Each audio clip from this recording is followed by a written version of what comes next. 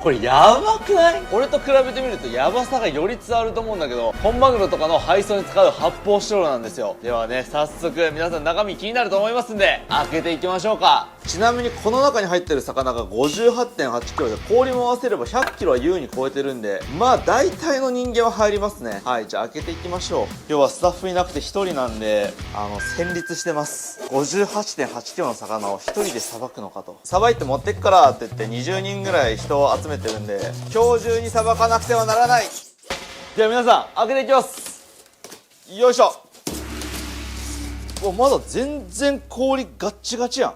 ちょっとまず顔見てみよう。さすが豊洲、しっかり氷が身に当たらないようにしてくれてますね。顔が出てこんて。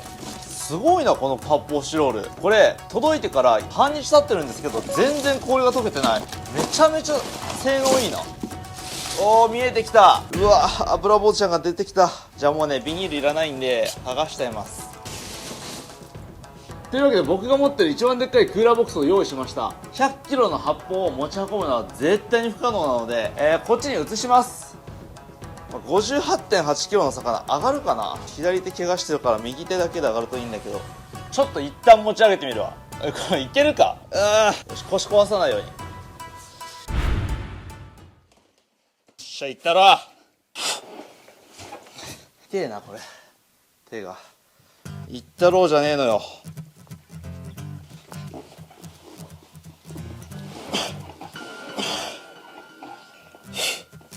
無理だろこれ。おっしゃ。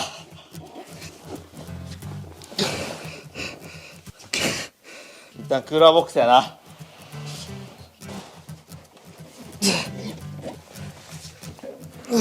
でかすぎって。こっからや。よっしゃ、こっからや。こうやって二頭筋の力で持ち上げようと思うと無理。だって58キロだもん。58キロ、これアームカールできる人なかなかいないじゃん。足の力だね。腕は固定して。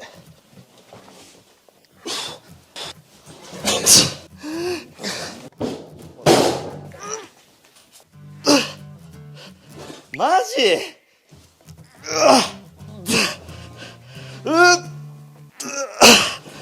こんな持ち上がんないことある。マジか。人間様を舐めるな。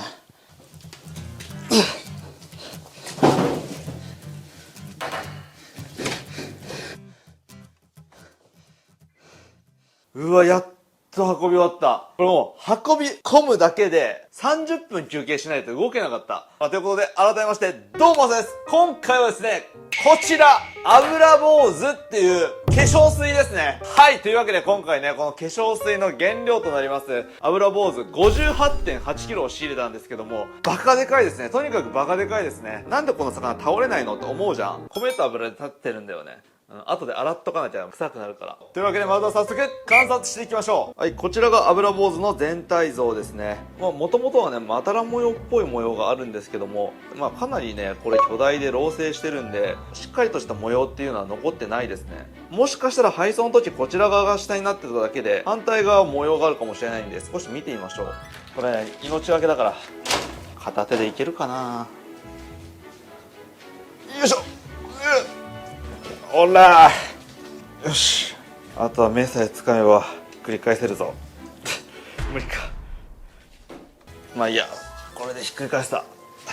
こっちはやっぱりまだら模様がかなり残っていますね。こうやっぱ模様がある魚の方がさ、やっぱ可愛いよね。老成していくとさ、魚って全部模様が消えてったりしてさ、黒くなっていくからちょっとつまらない色になるんですけど、こんだけまだら模様があるといいですね。でこれ尻尾もね、相当でかいですよ。これ僕の手と比べてみても分かると思うんですけど、オール状の尾びれがこれだけでかいっていうことは、こんなね DV 巨体してますけど、相当のスピードで泳げるはずです。でみんなね、もうなんかでかい魚がいすぎて当たり前になってると思うんだけど、魚どこまででかくなんだよって思わない？答えはシンプルで、生きてる限り成長し続けるんだよね。もちろんね、捕食する能力が落ちたりすると寿命が来て死んでしまうんですけども、食べ物ちゃんと食べて消化できて、生きてさえいれば基本的にほとんどの魚、生涯成長ホルモンが止まることがないんで、どこまででもでかくなります。でもすでにね、もう他の YouTuber の方々がバラムツをさばいて、ワックスエステルは消化できないんだみたいな話をね、もう多分ね、もうこのチャンネルを見に来てる人は、まあそこぐらいの知識ぐらいまではみんな知ってると思うから、ちょっと油について3時間ぐらい勉強したんで、まずね、ちょっとさばく前に油を抽出しようと思う。ということで、最初中途半端なさばき方するんですけど、許してください。バラムツは筋肉中に約 90% もワックスエステルが含まれてると言われてるんですけども、油坊主はですね、約 30% ほど含まれてると言われてます。だからこそギリ食材として流通できるんですけども、バラムツは日本では流通禁止だけど台湾では食用として買えるみたい。油を抽出するにあたっては結構な量が必要になってくるんで、魚って背中の方が筋がなくて美味しいんで、こっちの尻尾側の方の身を 5kg ぐらい使いまして、油を抽出していこうと思います。というわけで、ここで鱗を落としていきます。油坊主の鱗は取りやすいですね。身が意外としっかりしてる。なんか動画で他の人の見た感じ、ふにゃふにゃしてたんだけどさ、プリンみたいな密質してんのかなと思ったけど、しっかりしてるぞ。アメリカではこの油坊主をホワイトツナって言って、英語かぶれみたいな感じの発音で恥ずかしいんですけど、海外の人もめっちゃ見てるからさ、日本語っぽく言うとホワイトツナ呼ばれてるらしくて、この魚の味はですね、本マグロの味をもしのぐと言われてるんですよ。だから味もめちゃくちゃ楽しみなんです。ちなみに油坊主は大手寿司チェーンで販売されたこともあるぞ。本マグロとこんなに見た目違うのにさ、ホワイトツナって呼ばれるぐらいなんだからさ、一回沖永良部島でもさばいたことあるんですけど、やっぱりね、冷凍だったんで、その魚本来のポテンシャルはね、やっぱ冷凍量じゃわかんないんで、この鮮度がいいブリブリのやつを食べたかったんですよ。そしたら洗い流していきましょう。鱗結構残るな。まあいいか。ちょっと尻尾が、もうでかすぎてカメラの画角に入らない。ちょっと尻尾がちょっとはみ出しすぎてるんで、こっち引っ張りましょう。よいしょ。そしたら先ほど鱗を落とした部位をね、カットしていきます。かなりね、うわ、めっちゃうまそうな身質。見て見て、めっちゃうまそう。うわ、うまそう。うわ、これ、うわ。確かに言われてみればプリンっぽい感じはするな。他の魚よりなんか柔らかいっていうか、包丁がギンギンに研いであるっていうのもあるんですけど、それにしても確かにぷよぷよしてますね。すげえな、マジでうまそう。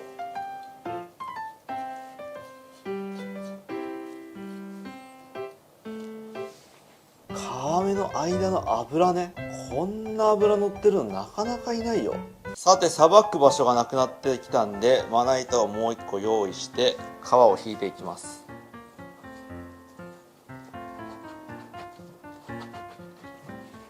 うわー、すげえうまそう。ちょっとテンション上がるな、こんな脂乗ってる魚。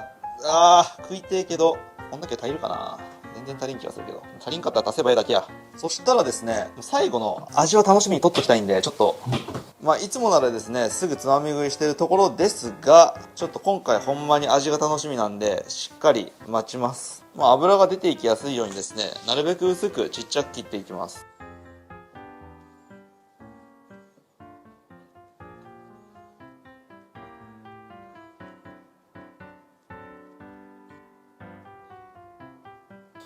ちなみにさっき融点をね、調べたんですけども、油の融点がですね、マイナス32度でした。はい。もうなんか固形もう液体になってるようですね。この気温で。うわ、食いて。はい。ではこちらをですね、茹でていきます。ちょっとごめん。みんな油坊主が重すぎて動かせないから、ちょっと画角がこだわれない。許して。で、これ入れていきます。水を入れて茹でていきます。理論上はもう油が浮いてきてもおかしくないんですけども、浮いてきてるね、結構。さらに茹でて、そうだな、30cc ぐらい欲しいね。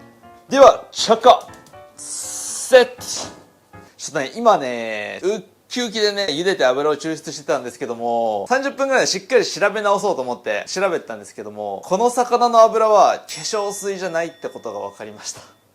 悲しい。チャット GPT の進化がすごいからさ、チャット GPT と一次情報の両方で調べていってたんだけど、なんか俺も油坊主の油ってワックスエステルだと思い込んでたんで、うわ、やらかしたって感じなんですけども、まあ、こんだけ魚好きな俺ですらね、間違えてしまうぐらいなんで、多分みんなもね、ちょっと油底ムツと油坊主とバラムツ、こいつらね、混同してる人結構多いと思うんで、ちょっと今回ね、説明させて。ワックスエステルって何なんやっていう話ですよ、まず。で、これワックスエステルっていうものはですね、脂肪酸っていうものとアルコールが結びついたもの。これをワックスエステルって言うんですね。こんな感じですね。まあ、アルコールって言ったら、まあ、お酒をイメージする方が多いと思うんですけども、それよりももうちょっと一個一個がね、大きいアルコールがあるんですけど、細かいことを言うと、この OH っていうのが先っぽについてて、C、炭素が1個ついてるものがメタノール。昔戦時中とかにお酒がなくて飲んで失明したりとかしたあのメタノールですよ。これがもう1個つくと、エタノール。我々がよくお酒で飲むものですね。で、これがもう1個 C がつくと、プロパノール。もう1個 C がつくと、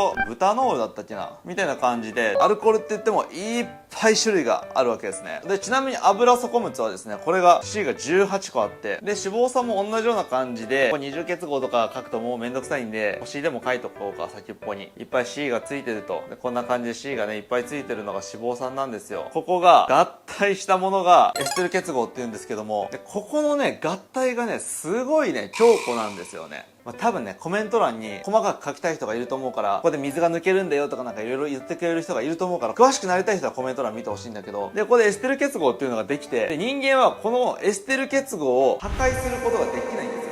なんで、ワックスエステルって言われる、こういう脂肪酸とアルコールが結びついたものは、基本的に人間はほとんど分解できないんで、もう食道を通って、胃袋を通って、小腸を通って、大腸を通って、もう出てくると。これが、うんこがね、漏れてしまう理由なんですよ。で、まあ、今ので分かった通り、ワックスエステルって言っても、めちゃくちゃ種類があるわけ。例えば、5個の炭素の脂肪酸と、10個炭素を持ってるアルコールがくっつくとか、まあ、逆に言えば5個の炭素を持ってるアルコールと、10個の炭素を持ってる脂肪酸がくっつくとか、このいろんなくっつき方が無数にあるんで、ワックスエステルって一言に言っても、いろんなものがあるんですよ。その中でも、バルムツだったり、油底ムツによく含まれてるワックスエステルっていうのは、セチルオレインとか、オレイルオレイン、こういう名前の物質が含まれてるんですね。一種類のワックスエステルが含まれてるわけじゃなくて、いろんな種類のワックスエステルが含まれてて、俺がね、驚愕したのが、これ化粧品に登録されてるんですよ。オレイルオレインも、セチルオレインも、化粧品の成分表示に書けるように登録されてて、実際に化粧水に含まれてないか、めちゃくちゃ検索したんだけど、デコルテってブランド知ってる？俺は知らなかったんだけど、デコルテのリフトディメンションリプニッシュパームローション、7700円。かなり高級な値段のものに使われてるんですよね。オレイン酸オレイルは日本ではかなり使用されてるみたいで、効能としましては保湿効果があったりとか、肌を柔らかくする効果だったりとか、ちょっとこれ読んでいい？乳液だったりシャンプーだったりトリートメント、スタイリング剤にまで使われてるんですよね。そんなさ、保湿効果めちゃめちゃあるんだったらって思って、最初茹でて、今日、わざわざヘアオイルつけてないんですけど、ヘアオイルとして使って動画にしようかなと思ってたんですけども、油坊主のはワックスエステルじゃなかった。バラムツ取れたら全部油にして生成して、俺のヘアオイルにします。魚臭い男にしっかりなりますわ。で、セチルオレインの方はかなり探したんだけど、日本では売ってなくて、めっちゃ調べたらインドで売ってた。お値段なんと 200ml で288ルピー。円で言うと488円ぐらいですね。まあ、どうなんだろう。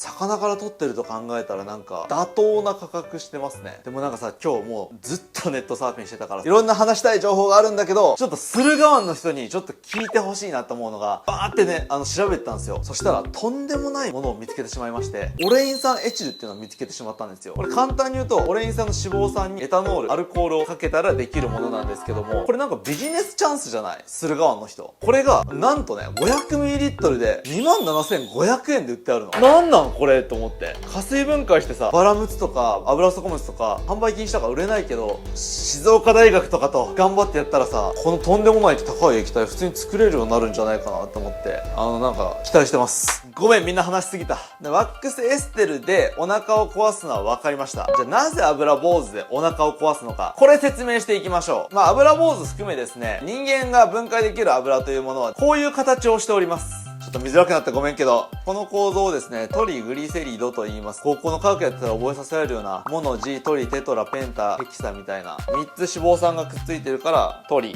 油坊主の油は 95% がトリグリセリドというグリセリンに3つ脂肪酸がついた物質でできています。5% ぐらいがトリグリセリド以外の脂肪でできているようです。人間はですね、ここ、グリセリンと脂肪酸のここをね、切る酵素を持ってますんで、こうやって分解していけるんですよ。この脂肪酸をさらにちょっと細かく書いた感じなんですけど、脂肪酸ってこうやって、ほんとここに H とかね、水素がついてるんですけども、これをですね、こんな感じで分解していくんですよ。細かくなったやつでまた新しく自分の脂肪を作ったり、逆に言えばこういう小さくしていってエネルギーとして消費することもあります。じゃあなんで腹壊すんっていう話なんですけども、油坊主はですね、可食部 100g 中 20g 前後、この油が含まれてると言われてるんですね。こうやってバーって切って、じゃあ脂肪酸分解していきましょう。脂肪酸分解していきましょうって、どんどん分解していくわけですけど、こいつ取り残されるわけじゃないですか。で、これも分解されるんですけども、一度に大量に摂取すると、このグリセリンという物質が下剤作用があるんですね。そう、だから二郎みたいな油がめっちゃ含まれてるやつとか、すっごい脂っこい牛肉をブワーって一気に食べたりすると、お腹壊すことあるじゃん。あれと同じ現象が起こります。ただ、こいつは油を含んでる量が尋常ではないので、もうほんと 100g 食べただけでお腹を下してしまいます。なんで油坊主はですね、勝手にケツから出ていくことないんで、便意を催してからしっかりいくような形になりますんで、今日は大食いしようかな。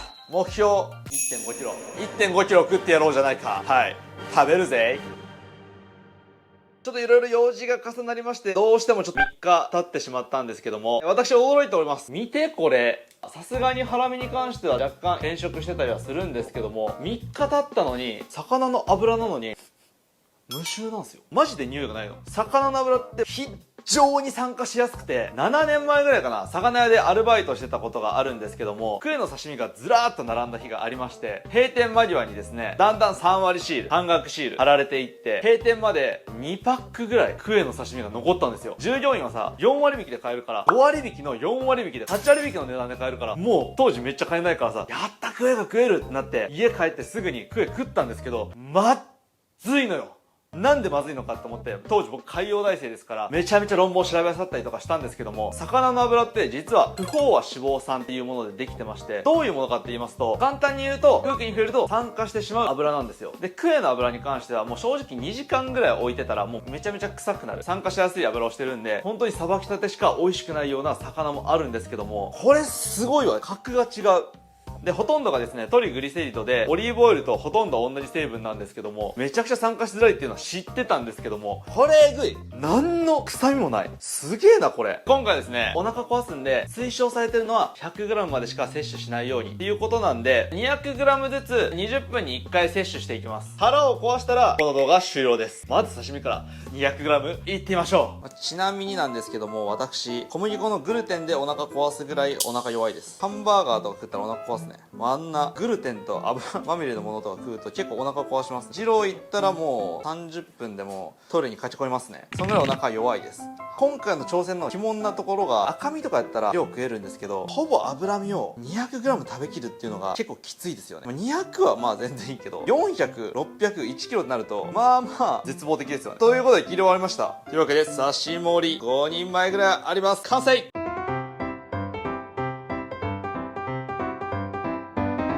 はい、とりあえず 200g の油坊主完成じゃい。さあ、ちょっとこれ楽しみやな。冷凍じゃない油坊主食うの初めてなんですよ。いただきます。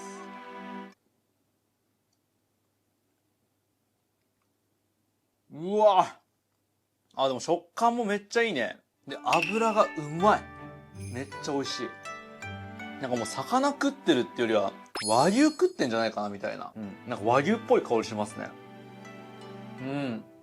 これうまいけどこんな食えるか？いや、さすが高級魚って味しますね。で、ちょっとこっからは、早食いとか大食いみたいなジャンルになるんで、3枚漬け。ちょっと一気に食わないと多分食べれないから。これあかんわ。胃の中に油が溜まってる感じある。100g でもうやめときなっていう気持ちはもうものすごく分かった。食感は白身魚で、味がマグロの大トロみたいな。で、鼻に抜けていく香りが、もうなんか和牛っぽい感じ。めちゃくちゃ美味しいよ、これ。意外とね、俺演技力があるんで、一気に飲み込めるんですよね。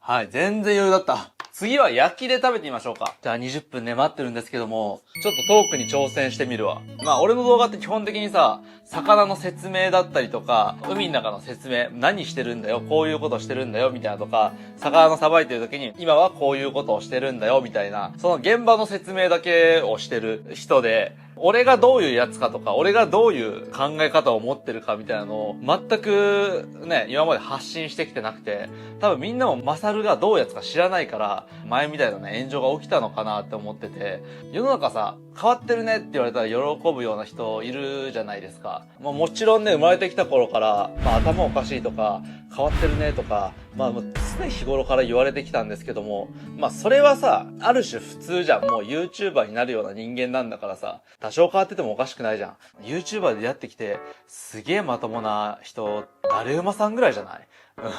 今ちょっとね、筋トレしてるんであんまり飲み会に行かないようにしてるんですけど、東京にいる時にね、飲み会に誘われて、まさるくんのことを紹介したい人がいるんだよね、みたいな感じで紹介していただいたりとかすることもあるんですけども、一番よく言われるのが、今まで出会った中で、一番頭おかしい、狂ってるって言われるんですよ。で、それもさ、初対面でさ、しかも40歳とか、もう結構しっかりした方、20歳とかの人にそれ言われたら、そら俺みたいなやつに出会ったことないやろって思うけど、40とかしっかり会社やってる人に言われるのが日常で、俺の思考回路だったりとか、いろんなところがもうやばいらしいんですけども、なんかこれを隠して生きていくべきなのか、堂々ともうそれを話していった方が面白いのか、みたいなところが、今ちょっとね、そこで悩んでるんですよ。多分みんなね、動画でも知的なこと言っててさ、島を盛り上げたいっていうような高尚なことも言ってて、もっと完全無欠な人だと思ってたかもしれないんですけども、思考が結構かなり極端な節があるんですよね、僕って。はい。はい、それでは20分経過しました。異常に眠くなってきたんだけど、多分ね、すごい消化にエネルギー使われてるんだと思う。じゃあ、次はですね、ステーキにしていきましょう。はい、こちらでございます。一番脂が乗ってる場所。タラマックは食感悪いんで、取っていきます。普通に思ったんだけどさ、刺身 200g って異常な量だよね。これ取りづれえな。やばすぎないこれ油。ガスバーナーで炙ったら燃えるんじゃない？これ多分焼いたら燃えるよ。はい、そしたら皮を引いていきましょう。これはもう油いっぱいつけちゃおう。滑るな。よいしょい。もうラードです。油えぐすぎやろ、これ。200g もう大体わかるよ。こんぐらいでしょ。はい、これ 200g です、おそらく。で、ちょっとね、酸化してるところ、これ切っとこう。では、何グラムなのか。324。ちょっと多いな。すごいこれ。この油、えぐ。こんぐらい？いや、まだだな。これ見てよ。油の乗り方おかしいでしょ。ほぼ油なんよ。はい、こちらでございます。204g。ここがね、肝になってくるのは間違いありません。塩味でね、食べていきましょう。入れていきます。サメの肝臓みたいに溶けないかな？大丈夫かな？はい、では着火。今人生最速で胃もたれを起こしております。で、横で、このさっき取った腹膜の部分を焼いて油を抽出してみようと思います。しっかり火が通るように落とし蓋しときましょう。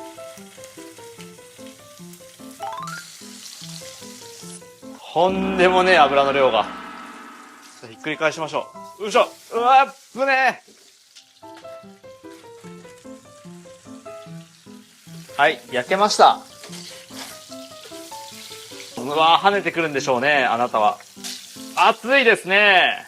はい、こちら、油坊主の塩焼きでございます。すごい油が出ておりますね。はい、そしたらね、3品目も仕込んでおきましょう。油坊主のタンです。閉まるかな？お、閉まった。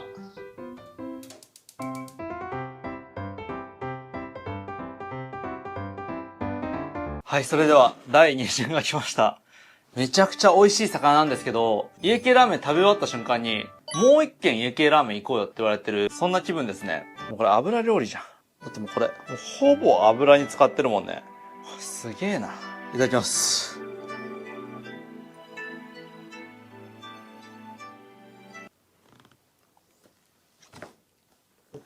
油で洗い流されてしまいましたね、味が。まあ、味は本マグロのカマトロみたい。っていうか頭がぼーっとしてきた。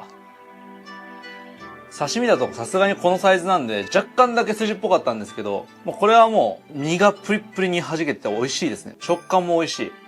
なんか焼くんだったら多分ね、炭火焼きとかで焼いた方がいいんですけど、多分ね、炭火焼きで焼くと火事になる。くそー、なんぼほど油あんねん。完食です。で、言うてる間にいい匂いしてきてますけど。おー、タン焼けてるじゃん。どこが食えるんだろうね。食える場所がよくわかりませんが、これを食べていきましょう。そして皆様残念なお知らせがございます。400g にして、我がケツに限界が参り揃いました。先生、トイレ行ってきます。